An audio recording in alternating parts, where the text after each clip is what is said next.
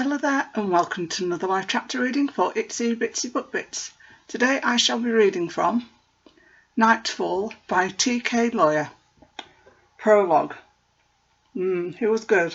It was also mysterious and dangerous, yet she was safe and protected with him, except of course at times like this. Right now she needed more than simple protection from his gleaming golden brown eyes and the wonderful feeling of his hands.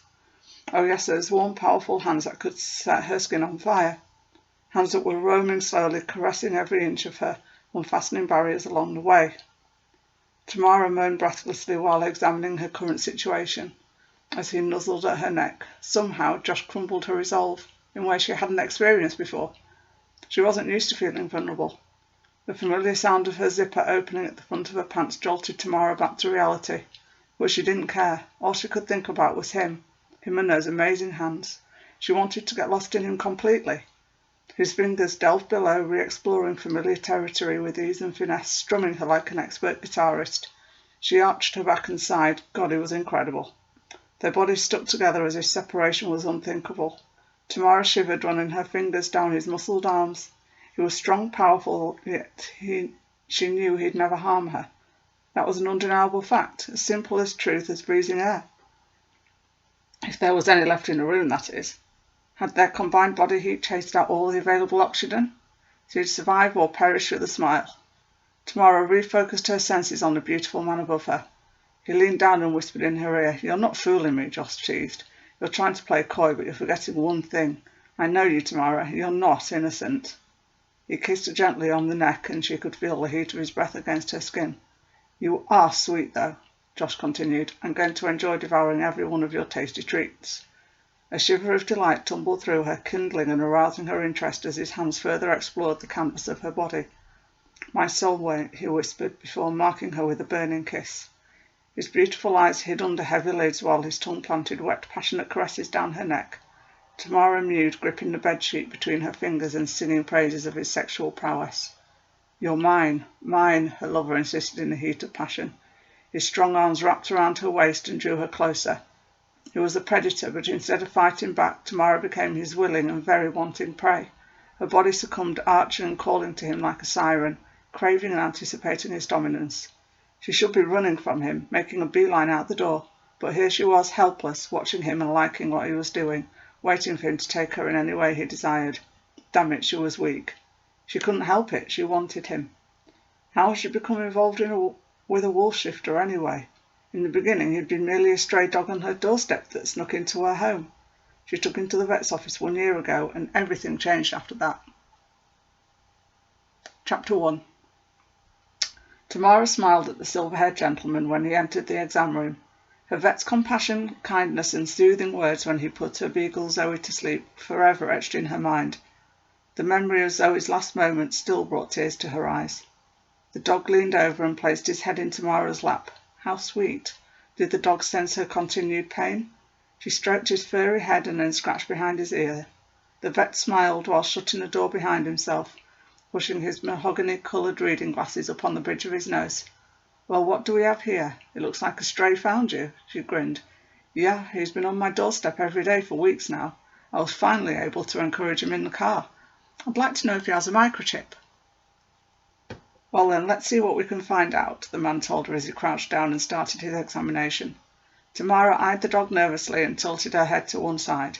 The dog mimicked her movement. "How old do you think he is, Doc?" "About 5 years old, I'd guess, though he's awfully well fed for a stray. I really don't find many in such great condition." The vet continued to examine the dog and then stepped back for a second with a look of confusion. "Huh?" Her eyebrow furrowed. "What's wrong? Did you find something?" "My dear, you do realize this dog might be a wolf?" Tamara's back straightened as she squirmed in her chair and moved closer to the door. "What? Are you serious?" The vet nodded. "Yes, but it doesn't act like one. There are also no wolves around these parts, so I'm not sure." "A wolf?" Her heart picked up several beats before galloping at full speed at the images bursting through her mind. Her jaw snapped shut and she stared at the animal wide-eyed. The animal whined with concern as if sensing her distress. "It could be a hybrid. It's not unheard of. Many owners have wolf hybrids and they can be good pets. I wouldn't worry, especially with this guy here. He seems very calm and affectionate." Tamara released the stranglehold on her chair and took in a calming breath. The dog whimpered at her feet again and then slumped down to the floor. After a few seconds he rolled onto one side and exposed his belly. "See, now that's a good sign," the vet encouraged. "You know, I could be wrong about him. Some dogs look very much like wolves, for instance some German shepherds, huskies and Alaskan malamutes. Whatever breed he is, he sure is a handsome creature. His fur is nearly impeccable and there are no knots or clumps, which is what we'd normally expect to find with a stray, and his teeth are in good condition. It looks as if someone kept him, took care of him and then dumped him somewhere." The man stepped back and gazed at the poor dog sorrowfully. "That's really unfortunate. He doesn't seem to be aggressive, so I don't know why he'd be homeless." They both stared at the dog in curiosity for a moment, and Tamara swallowed down a lump forming in her throat. Out of fear or morbid curiosity, she wasn't sure which, she couldn't stop staring at the animal. "What do you think I should do?" The vet turned to her and shrugged. "That's up to you, my dear. He's your stray. If you want, we can hold him back for adoption. He's in such great condition, I'm sure someone will want him," and a heavy tail whipped the back of the vet's legs, interrupting him. The dog jumped up, leaning against Tamara's shoulders, and whined low in her ear. His desperate, soulful eyes pleaded with her. What would happen if she gave him up? Tamara had a strong hunch that if she left him here, she'd be making a big mistake. Despite her rational side screaming at her, the dog, wolf, whatever he was, belonged to her now. She scratched him behind the ears. "I think maybe I'll just get the routine vaccinations for him." "You sure?" Tamara nodded. The vet nodded with a smile and then stepped out into the hallway. "Okay then, I'll be back in a couple of minutes."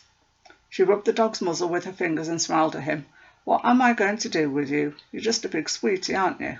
Tamara cooed. "Do you want to stay with me?" The dog licked her hands until she laughed and held them up over him. He gently placed his head in her lap and looked up at her. His eyebrows alternated between rising and falling. He nuzzled her thigh and whined. Sure don't act like a dog," Tamara mused. "It's like you know exactly what I'm saying, but that's not possible, right?" She looked over the dog one more time and shook her head. "There's no way you could be a wolf. You're too friendly." He whimpered, lifting up with a nod of his head, one of his paws sprawled across her lap. Tamara giggled in spite of herself. "Oh, come on now, how am I supposed to say no to that? You are too cute." She stroked his paw thoughtfully. "And I've wanted another dog for so long now, ever since Zoe passed away. My home has felt a little empty, like something's missing." Her eyes were focused on the dog, but she didn't actually see him. She was lost in thought. Tamara continued stroking his paw for several long seconds while running through what-if scenarios in her head. It's like it was meant to be, like we were supposed to find each other." The dog pushed off her and he barked. She wailed, jumping high in her seat and turning as the back door sprang open. The vet entered the room, his hands overflowing with syringes.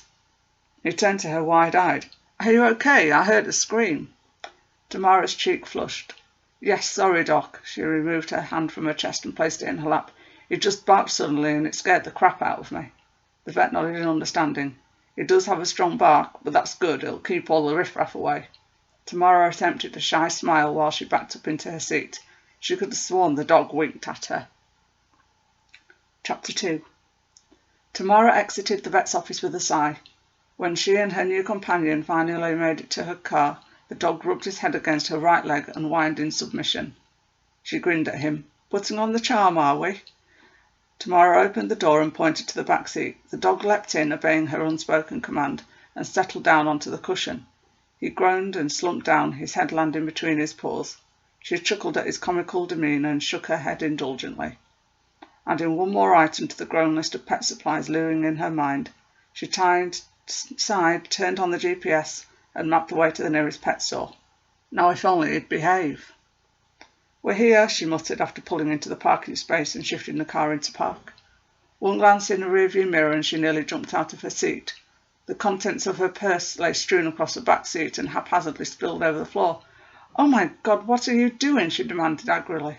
The dog lunged forward, placed his paws onto the middle of the console and leaned his face dangerously close to hers. The beginning of sharp white teeth followed a long pointed muzzle, ending in what looked like a sheepish grin. His warm breath tickled the edge of her nose. Suddenly his jaw opened and a tiny object fell onto her lap. Tamara blinked in surprise as she recognised the promise ring her last boyfriend gave her. Funny, she forgot she'd kept that. The relationship ended over a year ago, and she should have pawned it, sold it, or tossed it straight into the ocean. But now the dog found it. Like a dash of ice-cold water splashed across her warm face, a flashback of her ex-fiancé entered her mind. He broke up with her by phone, attacking her, accusing her of never loving him and never knowing who he was. His cruel words stayed with her for years, even when she dated other men. She recalled the nightmares, begging him to come back, the lingering pain in her heart that I was done with her. Her ex-fiancé was her first love. The strangled pain enveloped her heart, threatening to squeeze it and suck the air out of her lungs as well. He was wrong, brutally so. A part of her ceased living when he left her. She held the sparkly, solid object between two fingers and turned it in her hand, watching the 3 single diamonds shine brightly in the sunlight. As she did so, words began flowing through her mind, as if someone was speaking to her, though no one was in sight except the dog. Her eyes widened as she stared into the amber gold irises behind her, studying the animal with interest. "I smelled a man's scent," the voice informed her. "Why do you still have the ring? You should have gotten rid of it." Where in the world were these thoughts coming from?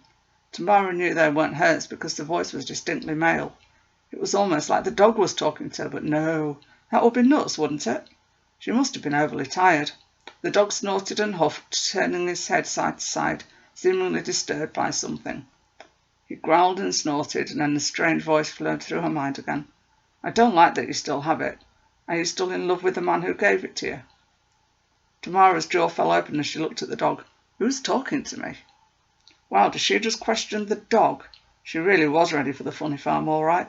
This dog couldn't be speaking to her. He didn't even move his lips. Wriggling her left arm behind her, Tamara swiftly unlocked the door, threw it wide open, and nearly fell out of the driver's seat, trying to escape from the car and the strange, possibly talking dog. The dog followed after her, jumping out onto the pavement and landing partly on top of her.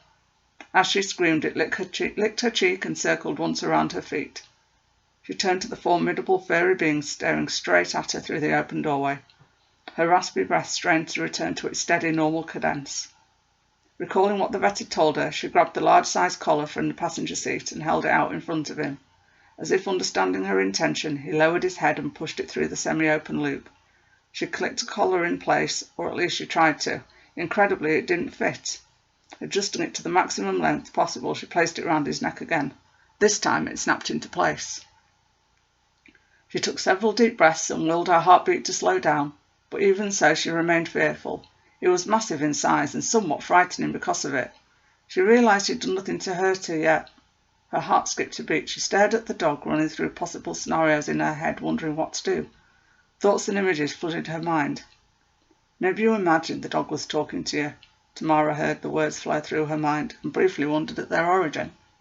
She didn't think she imagined the chatty, one-sided conversation, but it happened so fast and now the animal behaved as if nothing had ever occurred.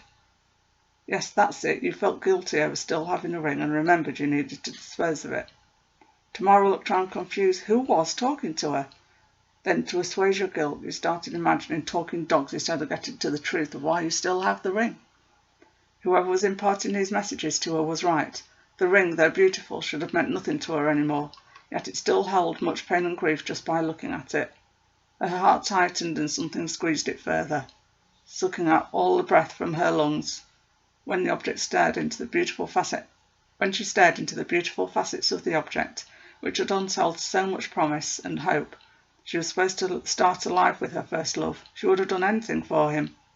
Yet he dropped her like a tossed-out garbage into a dumpster when she gave him everything, including her virginity. She thought, if nothing else, giving him her body for the first time meant something to him. It didn't. The strike of pain to her gut from that fact was indescribable.